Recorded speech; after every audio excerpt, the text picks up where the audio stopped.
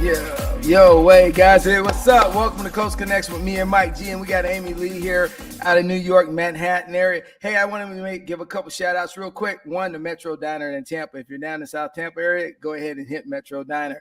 And also, definitely, me and Mike both go get cool cuts, so we'll post where we get our haircuts at. So anybody in the Tampa area that needs that quick cut, me and Mike will let you know how to stay fresh. Amy Lee, what's up, girl? How's it going? Hi, good morning. It is going great. How are you guys doing? Oh, we're hanging in there. Mike, how you doing, man? I'm all right. So I went out last night, so I'm still waking up a little bit. I'm gonna be all right. Oh yeah, the Christmas parties. Amy Lee, I got a major question though, because I'm confused about something. Okay. Now you live in New York and your name's Amy Lee. That is so country. So come on, help us out here. Well, actually, Lee is my middle name, so I have gone by Amy my whole life. But my mom is in Virginia, so I grew up in Virginia. But when you have a shorter name, instead of giving you a nickname, people elongate your name. So people will call me Amy Miller, Amy Lee Miller. And when I decided to publish my first book, I decided I'm just going to go by Amy Lee Miller.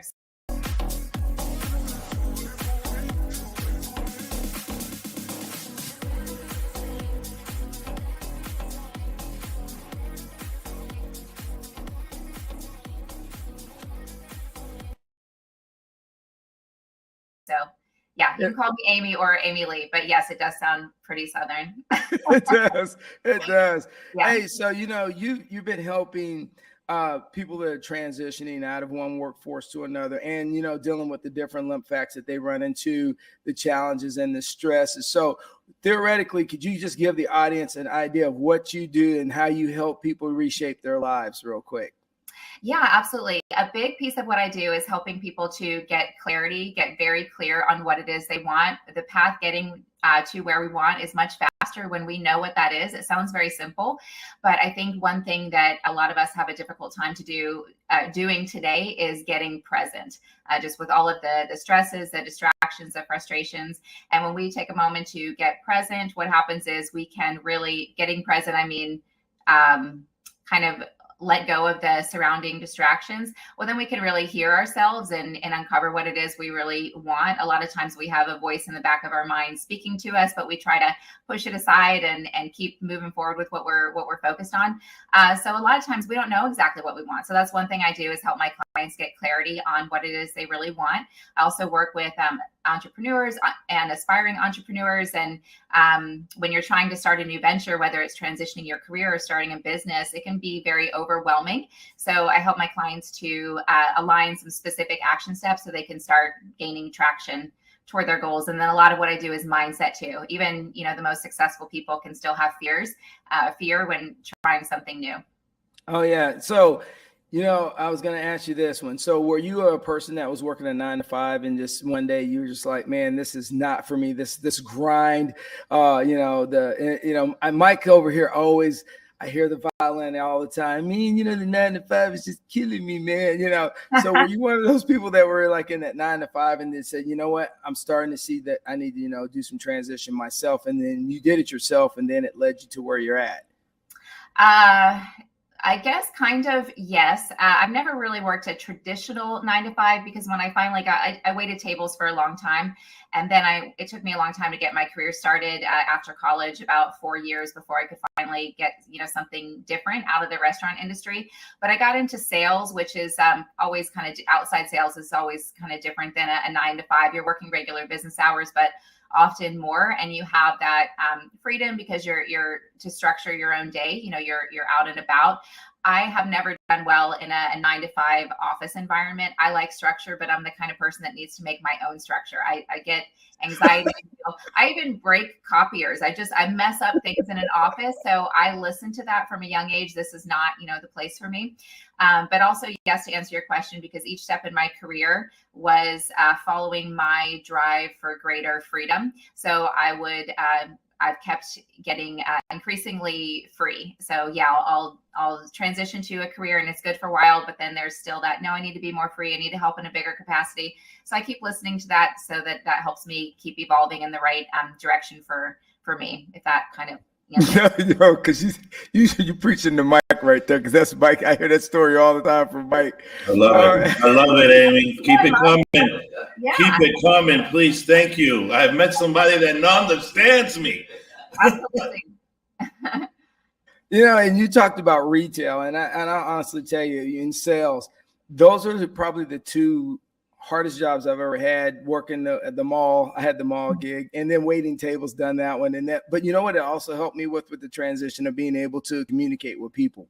Mm-hmm. So I like the way the fact that we looked at your YouTube and how you're on your platform, you're exercising different variants for people to listen to. So what made you get into, trying to use social media as your amplifier to, really get your message out there? Because I like it. You got Instagram, you got it going on. So, how did it help you shape what you're doing now? Great question.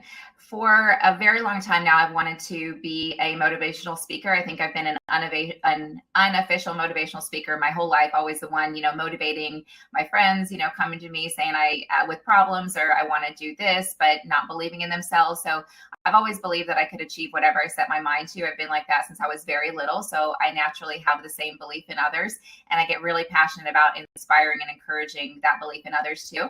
And so I did have that thought in the back of my mind for a long time, probably about 10 years now, that I want to be a motivational speaker.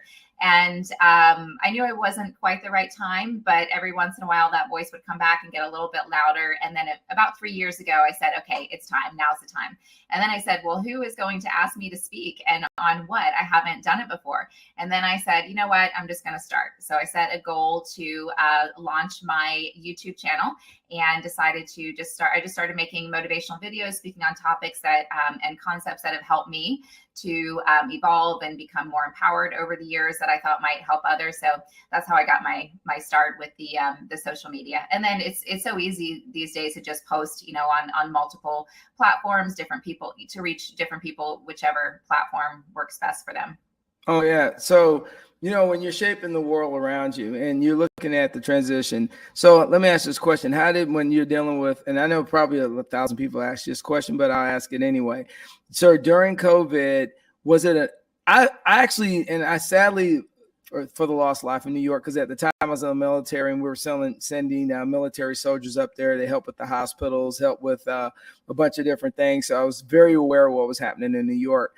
But also, it was time for me. I realized it was time for me to transition out of the military. And then when I found out during COVID, for me, it gave me time to recharge myself, re-amplify what I wanted to do. And so my question to you is, during COVID, did it give you an opportunity to actually, because the world kind of slowed down and stopped, for you to really channel what you wanted to do during that time? Absolutely. Yeah. I'm a very social person, but I also like a lot of alone time. And I also always have different projects that I'm working on. And it's very important to me to consistently work on my projects. So there was an odd feeling, kind of a weird feeling at the beginning of COVID, because I was used to, going out and seeing friends, meeting for dinner a couple times a week. And so there was a little discomfort, but then I very quickly embraced it. And I said, okay, cool. I'm not missing out on anything if I stay home and work on my stuff. And I was also transitioning I was recruiting full-time at the start of COVID, and decided to transition from my 1099 role to start my own company. And so that downtime gave me the time to get that together. And then I also started to write my first book during COVID. And I also wrote some movie scripts. My imagination is always going. So when I'm focused on something that I'm passionate about, I can really stick with it for many, many hours. So COVID was, for me, I don't want to say it was good for me, but I made a lot of progress. I took advantage of the opportunity to spend some time by myself and focus on some goals that were important to me. I mean, we all got to rechannel our energies and movie scripts. I hope you wrote the guild and paid that $25 or whatever it is to make sure that you lock down the script that you're writing for the movie. I did. Yeah. That's right. Make sure you own that property, because as soon as somebody gets their hand on it by accident, then they can use what you've done. So smart move, smart move. Well, thank you for the confidence in me. They still have a lot of work, but yeah, we'll dig those back out when I'm ready, one project at a time. But yeah, I love stories. Very passionate about stories. I think movies are a great way to inspire. So that is definitely in the future. Hopefully. All right. So, hey, Mike, do me a favor if you can pull up her book real quick. So, you used the word mustard, and I laughed because when I read that, I go, wow, that is so old school. A lot of people, so I grew up, I'm a 57-year-old guy, and mustard was always about how strong or somebody's capabilities were. And we used to say back in the day, you need to, test your mustard, son. And it was so funny because it was an old military term back from like World War II that a man had to have muster. And when I read that, I was like, that is so surreal. And so how did you get the term mustard? Because a lot of people don't realize that it's like a forgotten term used about talking about you as an internal person being strong. I loved how you are reading Mustard. I can't take credit for thinking of it in that regard. I'm not too far behind you years-wise, and I've definitely heard that term. But there's actually a personal inside story about mustard in the book. And because there was an experience that happened, and I was very upset. And I said, where's my expletive mustard? And so there's a story about that in the book. All right, we definitely make sure we read that part. And I'll highlight it and get back to you on that one. Yeah, well, it's kind of broken up into two parts, so you got to read the initial story that happened, and then yeah. All right, so if anybody wants, keeping you in suspense. So if anybody wants to get the book, you got to go on Amazon, right? Yes, I did self-publish, and it's on Amazon. Mm-hmm. All right. How long did it take you to write it?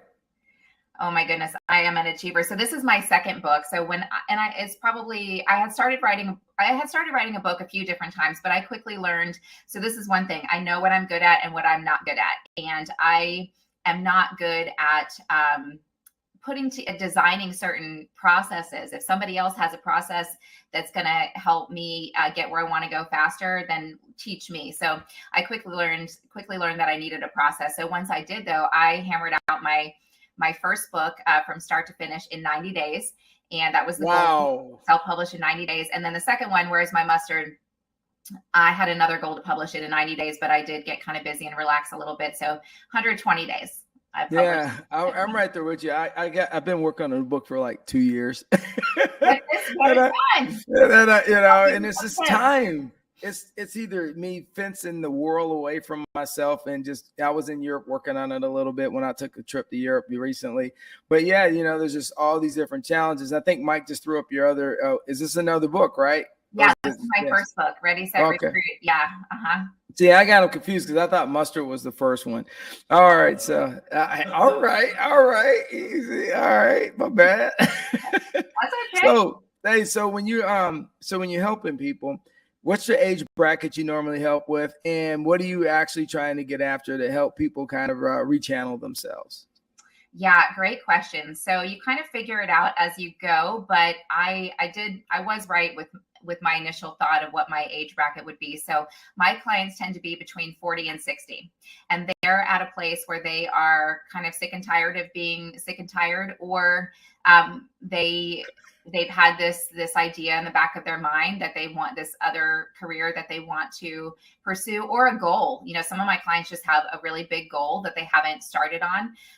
So I help them, figure out, okay, this is what you want. So I take them through a series of exercises. I've got the core concepts of my coaching program, but then I also customize it to what's going to work for that individual.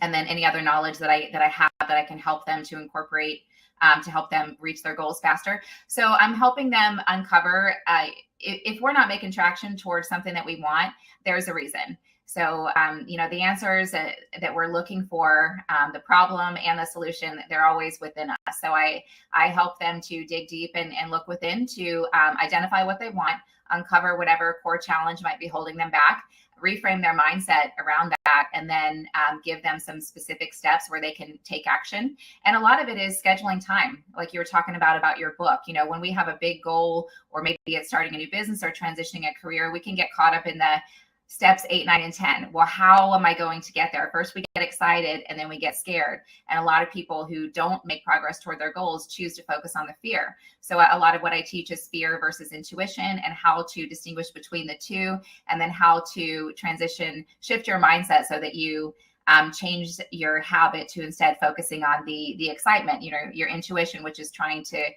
guide you.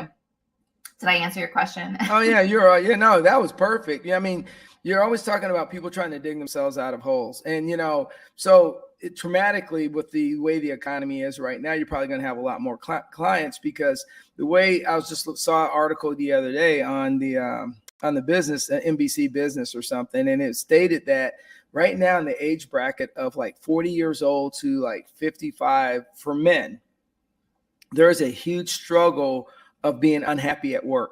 Mm-hmm. And they are struggling trying to transition out of a 9-to-5 job to something that's more meaningful. So I think, and they said a lot of it had to do with COVID. Some of it actually has to do with just social media having an impact of seeing this constant loop of people saying, look, I don't work 9 to 5, you know, I'm making X amount of money. Those subliminal messages are starting to, enter our society. So you're going to start probably, you know, you're probably already. So what are some of the like major things that you've dealt with that when you've talked to some of the clients that, you know, when they've transitioned out, you don't have to give me names or anything, but I'm just saying it's like some of the things that you see as a pattern for most of the people you're helping now. I think a lot of people, and I'll say especially men, and this is not, bad against men. It's just that, you know, men are often busy trying to be strong for their families and maybe their leaders in their role. And so they don't want to complain or focus on the problem. You know, maybe there's something more that they want for themselves, or something that's been bothering them. And the same is true probably for all of us. When I transitioned from my own business, from recruiting under a company to starting my own business, by the time I stopped to pay attention to notice that something was bothering me, the frustration got bigger and bigger and bigger. So when I stopped and looked back, I realized I've been unhappy for 5 years. But what happens is we just stay so focused on what we're doing. We don't pay attention to our emotions. So that's another thing that I work with my male clients on a lot, is identifying your emotions, because emotions are there to guide us. If you're super frustrated with something at work, this is actually what led me to write and publish the first book, Ready, Set, Recruit, because I was getting increasingly frustrated with the unnecessary inefficiencies I was noticing in the hiring process that were making my clients, the hiring managers' lives more difficult. Right. And so you want to focus on the frustration, because that's going to guide you in the right direction. Maybe it's a new process, a better way to do something. Maybe it's a new career. Maybe it's a new company, or just something that you need to you shift in your life that's going to help you become happier. So I help my clients focus on the problem. And even if we don't know what the end goal is going to look like, we have an idea of how we want to feel once we get there. So I ask a lot of questions to help them dig deeper, to uncover, you know, how they want to feel, what they think they want, and then start moving in that direction.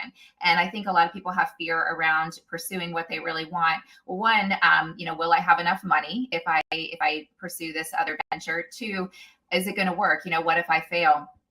But you don't have to, I like to say, jump off a cliff. You don't have to quit what you're doing today and jump into something different tomorrow, especially when you have a family to support and you have responsibilities. But you can start scheduling time. You can acknowledge what you want. You can write it down. You can start working toward it and schedule time each day to work toward it. And once you get moving, that next step is going to show up. So whenever we can get stuck when we're so worried about steps 8, 9, and 10, well, how am I going to get there? How am I going to do this once I get there? Well, you're never going to get there without taking the first step. And when we're focused so far ahead, then we don't see the first step. So I help them to kind of unclutter a little bit, get clarity on, this is really what I want. Okay. And then here's the first step. And then training your mind to believe that you can achieve. Oh yeah. You know, so many people can focus on all the negatives of why not to do something. So I mean, I'll transition on to my dad. He was a drummer. He was this awesome drummer, young 19-year-old. Just after he came back from Vietnam, he played in the Air Force band. Immaculate musician, but he couldn't read sheet music. And so as he went up, they kind of told him that, hey man, you're gonna have to transition to something else because you don't know how to read sheet music, or you didn't go to college for music, whatever it was. But he was devastated. And the sad thing about it was, I saw this man as a child. We have drum sets at the house. He never touched them. And I would ask him, is that it made me realize when I listen to you right now, is that if he had just decided, you know what, I don't care what they say, I can still play music. I just don't have to play for the Air Force. But he didn't, he internalized that feedback from that NCO, his boss, so internally, he literally was a miserable person for like years. I mean, just years, because he just couldn't get out of that rat race of those words. And I know feedback, and I know you're dealing with that when you're talking to your clients. They're getting this feedback, they're getting these things back from people, and they're internalizing it. So how do you bring them out and stop internalizing other people's feedback and say, okay, let me take the nuggets that are good. Let me take the nuggets that I don't agree with. Okay, I'm not going to agree. I'm going to take them. And then you can compartmentalize that so they can, excel at the next level. Yeah, that is a great question. And thanks for sharing your story about your dad. That's, I get that. Well, at any time that you have a bigger goal that you're working toward, and myself included, you will encounter people who are going to tell you that you can't. And what I have learned, and these people might really care about you. Some of my closest friends, I'll get excited and share an idea, and they'll immediately start with that. Well, how are you going to do that? Well, if you don't find an editor to publish your book, nobody's going to read it. And so I learned a long time ago to stop listening, to what other people say. But one trick with that, if that's a little challenging at first to kind of compartmentalize what other people say and choose to believe in yourself, is to realize that people are not, when somebody tells you you can't, they are not talking about you. They're never talking about you. Nobody is capable of knowing. Nobody can know what you are capable of doing, is what I'm trying to say. So people see the world and themselves as they are, not as you are. And I didn't make that up. I took that from, I think, the book, The 4 Agreements. Right, but that's a true statement. Yeah, absolutely. So, and that's, same for me too. That's why I believe in everybody, because that they can achieve whatever they set their mind to, because I know that I can. So, of course you can. Good and bad in that. And that would be another topic. But it's very comforting to it takes some of the pain away, because it can hurt when somebody says, they don't believe in you, or when somebody's mean to you or whatever, but they're always projecting how they're feeling about themselves, so I now have compassion when somebody tries to discourage me, and maybe they don't even know that they're doing it, but I will just send them some quiet compassion. I don't need to say anything. I just like change the subject. I'll say, okay, how, whatever. And then I'll change the subject. I'm not going to, exactly. We're going to sidestep. And when somebody asks me, how are you going to accomplish this? I don't answer them. I've made it a habit to stop answering that question. Why? Because they don't need to know how, because I don't need to know how, because we can't know how. We don't know what's going to happen Thank you. on our path. We're going to meet so-and-so, or we're going to get frustrated in this direction, and then we're going to get bumped in that direction. And we can't know, what's in store for us. No, I love what you just said, because, all right, so I could get in this all day. So me and Mike started this podcast, first, here are the magic words. How much money are you going to make? Why are you doing it? What's your audience? I mean, we got this laundry list from like all our friends, like it's going to not be successful. So we started our podcast with probably about 5 other people. They started theirs. We started ours, right? Mm-hmm. The other couple of days ago, me and Mike decided, let's do some research to see how everybody's doing. Well, everybody's pretty much gone. Mike, and I told Mike, I said, yeah. And I told him, I said, but here's the deal. I told someone this, and I'm retired from the military, so I have a pretty decent pension. I'm able to sit back and let it take me where it goes. Mm-hmm. I'm not in a situation where I have to say it has to go this direction. So with that, me and Mike have been, talk over this last year or so, because we've been at this, a year, Mike? Yeah. So we literally decided, you know what? We're just going to take it one day at a time, one guest at a time, and we're just going to go. But the one thing we're going to do is we're going to have freaking fun. and we're gonna put the energy in it and just promote it and do what we got to do. And so ironically, we've got great people like you come on the show. We got American Idol star, Grammy star, and we're looking at each other. Yeah, we look at each other and go, how the hell can we pull this off? So I'll tell you exactly how. You guys led with the excitement. You led with the emotion of excitement, not the what if it doesn't work out. That's human nature. Of course, that fear creeps in, but I call it, my concept that I like to teach is observe and choose. Observe the fear, observe the what if, but then choose, I'm going to focus over here. And as long as we're following what we're curious about, what excites us, it is going to work out. Yes, you are going to, make money. You probably are already, but you know what I mean? Like you go in that direction and it's going to work out. Oh, but I told Mike a long time ago, I never fear failure because of where I come from and where I ended up and where I'm still trying to go in life. And that like I tell someone, if you've already been down at the bottom, man, you've already seen what the rough times are. There's very little that can scare you if you've already, have run through some rough times. And that's what me and Mike are always talking about. And the thing is that when I was looking through your website and I was reading some of your things and quotes and different things you have on your website, everything you're talking about is just the internal human fight that a person has to clear the clutter inside themselves and block out the noise from the outside to become really, really great. So my big question to you is so what advice, if you had to give anybody right now, any advice from everything you've done, how should someone really pursue their inner best self? To pursue your inner best self, first, you're looking in the right place if you're looking within. The answers we're looking for will always be within. And anytime we are looking outside of ourselves for the answers, they will always be just out of reach. And that's how you can really empower yourself. And the best kind of empowerment is self-empowerment. And so here's the thing. When you learn to give yourself what you need, then you don't need it from any external force. And so then you're always going to believe in yourself. You're always going to be resourceful and be able to find that next step. But first we want to look within. And so if there is, so many things, but one thing I like to do is ask myself, if something's bugging me, what's bugging me? Really, a lot of times we reach for instant gratification. We want to feel better. Well, let me call my friend to complain and she'll listen to me then. It makes me feel better. Let me, have a drink or distract myself or go out with some friends. But what happens when you just decide to sit with the discomfort and focus on what is really bothering you and then peel back the layers, keep asking yourself a series of why questions. Well, why is this bothering me? Then that's how you get to the core issue. And the reason it's so important is to uncover the problem, what it is that's holding you back or what's bothering you, is because then you can give yourself what you need. If an apple is the solution to your problem, but you don't know that you need an apple, you can't give that to yourself. That's true. So, once you uncover the challenge, then you can, or the core issue, you can give yourself what you need. And when you do that, you are truly empowered because you don't need it from anybody else. And then you become unstoppable. You're going to achieve whatever you set your mind to.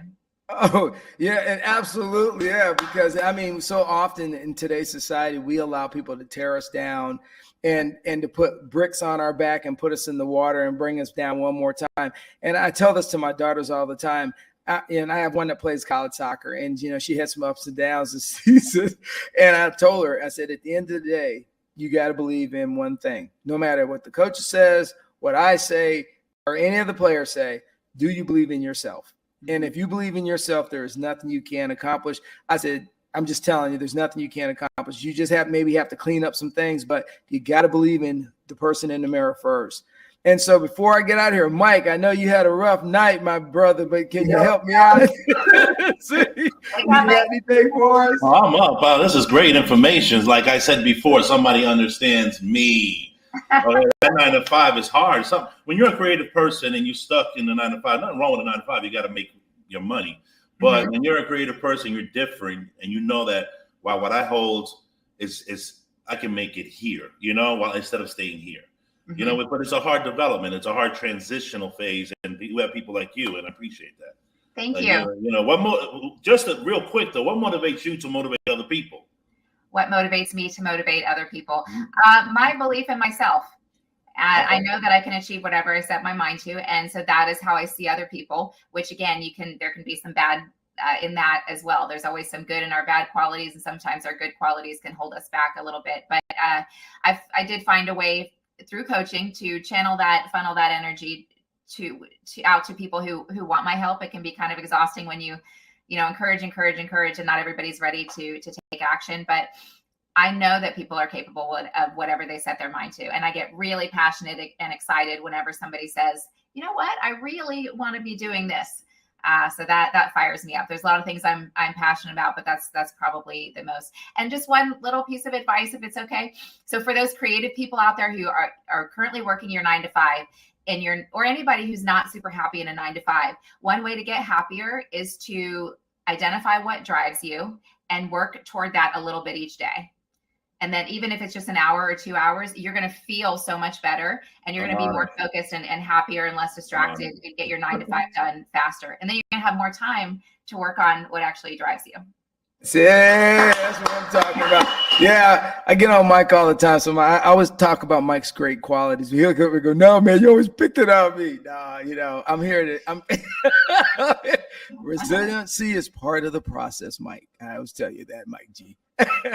Hey, Amy, it's been a blast having you on, and the time flew by, which really sucks because we can unpack so much here. So as we always say, thank you for coming on the show and being blessed. Merry Christmas, Happy Holidays, Kwanzaa, whatever is out there that you have, how you celebrate. Have a great time. And as me and Mike G always say, keep it rolling.